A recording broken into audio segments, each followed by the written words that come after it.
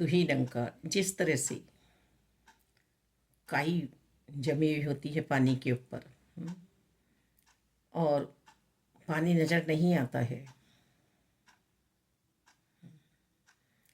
इसी तरह से हमारे अंतर्करण में अज्ञानता ने अपना डेरा जमा लिया है। और हम इसमें फिसलते चले जा रहे हैं बारंबार, क्योंकि काई की जगह हम पैर रख रहे हैं और डबकी खा रहे हैं। सतगुरु जी हमारे जीवन में आते हैं और हमें ब्रह्म ज्ञान की दात प्राप्त कराते हैं कि तेरा स्वरूप ये है और प्रभु तेरे सामने है, इनके दर्शन कर ले, इनको देख ले। प्रभु को देखा जा सकता है और देखकर इनकी पूजा की जा सकती है। ये सिर्फ और सिर्फ सतगुरु जी ही कराएंगे, मैं पढ़कर नहीं कर सकती। हाँ, वैराग्य है और मुझे लगन लगी है, तो ये कार्य मेरे शुरू हो जाया करते हैं। और फिर एक दिन वो आता है कि साकार रूप में मुझे सतगुरु जी अपना लेते हैं। निरंकार की कृपा से साकार आते हैं मेरे जीवन में और अज्ञानता रूपी काई को हटा देते हैं और ज्ञान का जल चमकने लगता है। और ये पीछे वाला कोई भी ऐसा मेरा जो कर्म था वो पूछ ही नहीं रहे हैं कि काई क्यों जमी, तुम्हारा पानी दूषित कैसे हुआ, तुम्हारा मन इतना बैर ईर्ष्या द्वेष से क्यों भरा। कोई किंतु परंतु नहीं है इनके पास।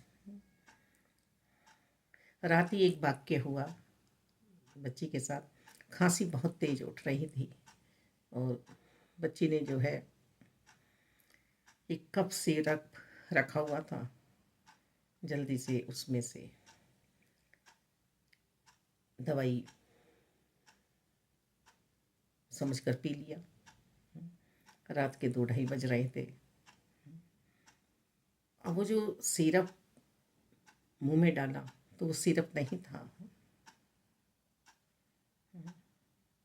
और तुरंत उल्टियाँ।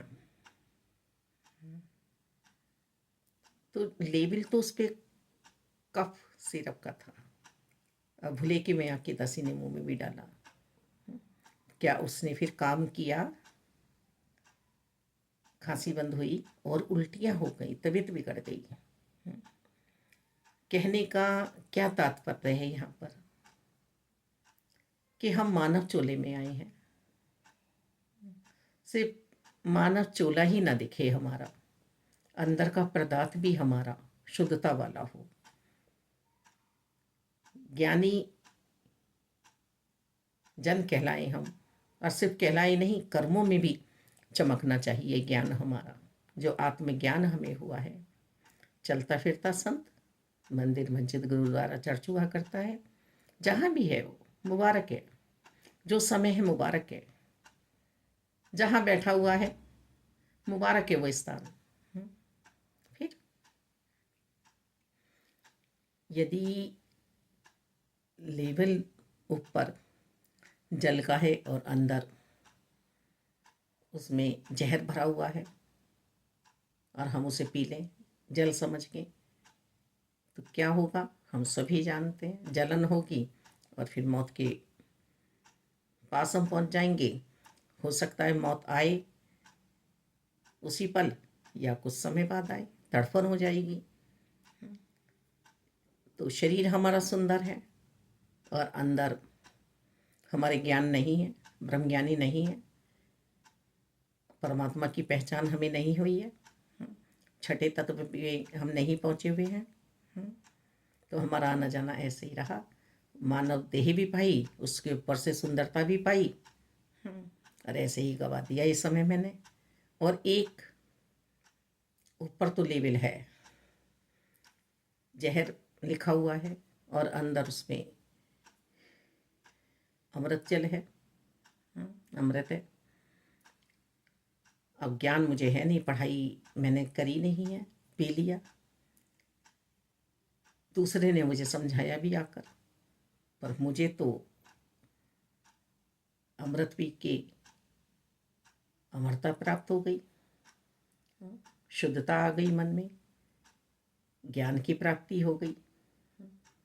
तो मेरी बॉडी यदि किसी भी जाति में है, पैदा हुई, या मैं कुरूप हूँ, माता शबरी जी का ये दृष्टांत ले लें, पर मुझे यदि ब्रह्म ज्ञान की प्राप्ति हो चुकी है तो फिर वहाँ पर मुझे नुकसान होने वाला है ही नहीं।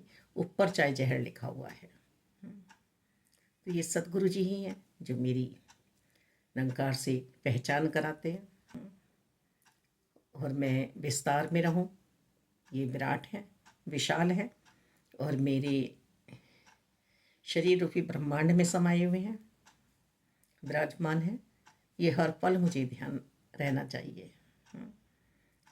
तो ऐसे ही भाव मन के आप जी ने बनाए, ऐसे ही भाव मन में आए कि मूर्खता मेरी है कि मानुष जन्म लेकर भी मैं अपने प्रभु को नहीं पहचान पाई, कि मूर्खता तो सिर्फ और सिर्फ मैं ही कर रही हूँ, मन के कहने पर चल रही हूँ, बारंबार डबकी खा रही हूँ। आत्मा तो एक बार ही बनी थी, युगों युगों से इसे भटका रही हूँ। मन है तो मन को ही संभाल देनी है। अपने मन में बैर ईर्ष्या द्वेष की दलदल नहीं बनानी है, काहे नहीं जमानी है, धोखा नहीं खाना है।